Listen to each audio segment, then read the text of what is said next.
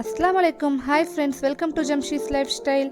இந்த வீடியோவில் என்ன பார்க்க போகிறோன்னா, ஆல்ரெடி நான் நேற்று போட்ட வீடியோவில் சொல்லியிருந்தேன் 7 டேஸ்க்கு 7 சப்பாத்தி கிரேவி வந்து ட்ரை பண்ண போகிறேன், அதை போஸ்ட் பண்ணுறேன்னு சொல்லி. இன்றைக்கி அதோட டே 2 தான் பார்க்க போகிறோம்.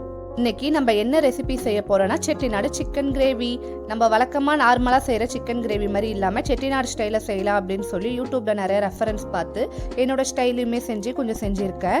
இதோட டேஸ்ட் எப்படி இருந்துச்சுங்கிறத வீடியோ லாஸ்ட்டில் சொல்கிறேன், ஸ்கிப் பண்ணாமல் ஃபுல்லாக பாருங்கள். வாங்க வீடியோக்குள்ளே போகலாம். ஃபஸ்ட்டு ஆஸ் யூஷுவல் ஒரு 4 மீடியம் சைஸ் ஆனியன், அதுக்கப்புறமா 3 மீடியம் சைஸ் தக்காளி ரெண்டுத்தையுமே வந்து கட் பண்ணி வச்சுக்கணும். நெக்ஸ்ட்டு வந்து செட்டிநாடு செய்கிறதுக்கு முக்கியமாக வந்து நம்ம அதுக்கு வந்து மசாலா பேஸ்ட் அரைக்கணும். அதுக்கு வந்து நம்ம என்னென்ன யூஸ் பண்ணுறோங்கிறத சொல்கிறேன்.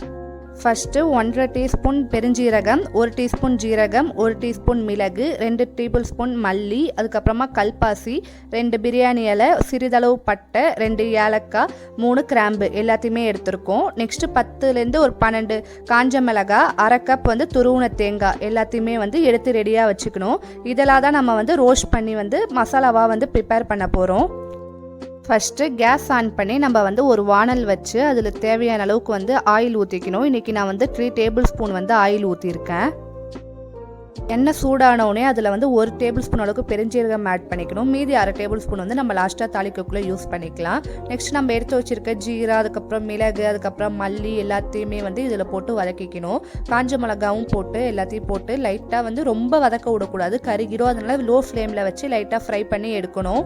நெக்ஸ்ட்டு செட்டிநாடு சமையலுக்கு முக்கியமானதே வந்து கருவேப்பிலை தான். இன்றைக்கி நான் வந்து ஒரு 3 கொத்த அளவுக்கு வந்து கருவேப்பிலையை வந்து கழுவி இதில் வந்து ஆட் பண்ணியிருக்கேன். நெக்ஸ்ட்டு கருவேப்பிலை ஆட் பண்ணி லைட்டாக வந்து அறுபட்டவுடனே நெக்ஸ்ட் நம்ம துருவி வச்சுருக்க தேங்காவை ஆட் பண்ணிக்கணும். தேங்காய் வந்து கருகிற அளவுக்கு வந்து இது பண்ணக்கூடாது, ஓரளவுக்கு மொறுன்னு மாறும், கலர் சேஞ்ச் ஆகும். அந்த ஸ்டேஜில் வந்து ஆஃப் பண்ணி எடுத்துடணும். இல்லைனா வந்து தேங்காய் கருகிடும், நமக்கு வந்து கிரேவியோட டேஸ்ட்டே மாறிடும். தேங்காய் வந்து நல்லா வந்து மொறுன்னு வந்து நல்லா வறுப்பட்டுருச்சு. இந்த நேரத்தில் வந்து தேங்காய் இது எல்லாத்தையுமே வந்து நல்லா ஆற வச்சு மிக்ஸி ஜாரில் வந்து அரைக்கணும். சூடாக அரைச்சா வந்து மசாலாவோட டேஸ்ட் வந்து நல்லா இருக்காது. அதனால ஃபேனில் நல்லா ஆற விட்டு அதுக்கப்புறமா வந்து அரைக்க சேர்த்துக்கலாம். அரைக்கக்குள்ளே நம்ம தேவையான அளவுக்கு வந்து தண்ணி ஊற்றி நல்லா வந்து ஃபைன் பேஸ்ட்டாக அரைக்கணும். குறைன்னு இருந்தால் வந்து டேஸ்ட் நல்லா இருக்காது. கன்சிஸ்டன்சி வந்து எந்த அளவுக்கு ஃபைனாக இருக்குங்கிறத அந்த வீடியோவில் வந்து பார்த்தாலே தெரியும். அந்த அளவுக்கு ஃபைனாக அரைஞ்சோடனே அதை எடுத்து தனியாக ஒரு பவுலில் வந்து ஷிஃப்ட் பண்ணி வச்சுக்கலாம். அவ்வளோதான், செட்டிநாடு சிக்கன் கிரேவி செய்கிறதுக்கான பேஸ்ட் வந்து அரைச்சாச்சு. நெக்ஸ்ட்டு கிரேவிக்கு வந்து மெயினாக தாளிக்க வேண்டியதான். கேஸ் ஆன் பண்ணி நம்ம எந்த வெசலில் வந்து குக் பண்ண போகிறோமோ அந்த பாத்திரத்தை வந்து வச்சுக்கலாம். ஃபஸ்ட்டு பாத்திரத்தில் ஒரு 3 டேபிள் ஸ்பூன் அளவுக்கு வந்து ஆயில் ஊற்றிக்கலாம். அதில் வந்து பெருஞ்சீரகம் வந்து 1/2 டேபிள் ஸ்பூன் எடுத்து வச்சிடறோம்ல, அதை வந்து இதில் போட்டு வந்து நல்லா வந்து வதங்க விடணும். நெக்ஸ்ட்டு நம்ம கட் பண்ணி வச்சுருக்க ஆனியனை வந்து இதில் ஆட் பண்ணிக்கலாம். ஆனியன் வந்து லைட்டாக கலர் சேஞ்ச் ஆகுனதுக்கப்புறமா வந்து 2 டேபிள் ஸ்பூன் அளவுக்கு வந்து ஜிஞ்சர் கார்லிக் பேஸ்ட் வந்து ஆட் பண்ணியிருக்கேன், இஞ்சி பூண்டு பேஸ்ட். இதையுமே வந்து நல்லா பச்சை வாசனை போகிற வரைக்கும் வந்து ஆயிலில் அப்படியே வதக்கி எடுத்துக்கணும். இஞ்சி பூண்டோட பச்சை வாசனை போனவுடனே வந்து நம்ம குட்டி குட்டியாக கட் பண்ணி வச்சுருக்க தக்காளியுமே இதில் ஆட் பண்ணி நல்லா வதங்க விடணும். தக்காளி சேர்த்ததுக்கு அப்புறமா இது கூட ஒரு கைக்கூத்து அளவுக்கு வந்து கருவேப்பிலையுமே ஆட் பண்ணி இது கூட வந்து நல்லா வதக்கிக்கணும். தக்காளி நல்லா வதங்கினோடனே நம்ம வந்து 1/2 டேபிள் ஸ்பூன் அளவுக்கு டர்மரிக் பவுடர், 1 டேபிள் ஸ்பூன் அளவுக்கு சில்லி பவுடர், 1 டேபிள் ஸ்பூன் அளவுக்கு கொரியாண்டர் பவுடர் 3மே ஆட் பண்ணியிருக்கோம். மசாலா வந்து ஈக்குவல் குவான்டிட்டியில் தான் வந்து ஆட் பண்ணியிருக்கேன். ஏன்னா நம்ம ஆல்ரெடி வந்து அரைச்ச அந்த பேஸ்ட்டில் வந்து எல்லா ஸ்பைசஸுமே இருக்குது. அதனால வந்து காரம் கொஞ்சம் அதிகமாகவே இருக்கும். குழந்தைங்களா இருந்தால் பார்த்து ஆட் பண்ணுங்கள். நெக்ஸ்ட்டு கிரேவிக்கு தேவையான உப்பு எல்லாத்தையுமே போட்டு ஒரு தடவை நல்லா மிக்ஸ் பண்ணிக்கலாம். நெக்ஸ்ட்டு நம்ம போட்டிருக்க மசாலா வந்து வேகிறதுக்காக ஒரு 1/4 கிளாஸ் அளவுக்கு வந்து வாட்டர் ஊற்றி வந்து எல்லா மசாலா வந்து ஒன்று சேர கிண்ணலாம். இப்படி கிண்ணா வந்து மசாலா அடியும் பிடிக்காமல் இருக்கும்.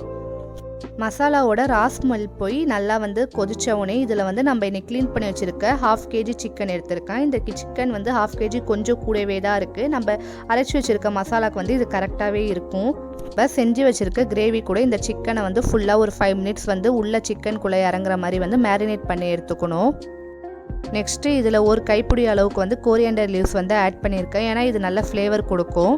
இதையுமே நம்ம செஞ்சு வச்சுருக்க கிரேவி கூட மிக்ஸ் பண்ணி எடுத்துக்கணும்.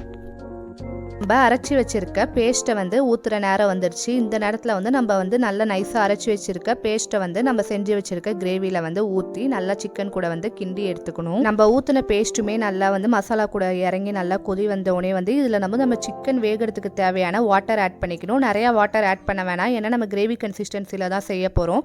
அதனால வந்து சிக்கன் முழுகிற அளவுக்கு மட்டும் தண்ணி ஆட் பண்ணி உப்புலாம் கரெக்டாக இருக்கான்னு பார்த்துட்டு க்ளோஸ் பண்ணி வச்சிடலாம்.